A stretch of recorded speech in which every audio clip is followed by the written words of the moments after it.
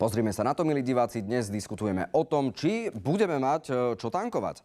Pán Mažgút, ja som vás prerušil, tak môžete Čiže nadviažem na to, čo som povedal, že teda tie krajiny, ktoré disponujú energetickými zdrojmi a obzvlášť v súvislosti s takýmito krízami, pozrime sa na situáciu v Hormuzskom prielive. Sám ste to povedali, že tu dochádza k akejsi licitácii tých tankerov, čiže bez ohľadu na to, že to má niektorá krajina už zajednané, jednoducho, keď počas tej plavby tým Hormuzským prielivom niekto dá vyššiu cenu, tak to ide do tej krajiny. Koniec koncov samotné Spojené štáty americky pristúpili k tomu, že uvoľnia sankcie voči Ruskej federácii. To znamená, aby od nich mohli nakupovať ropu. To isté robí Čína, to isté robí India, to isté bude robiť Tajván.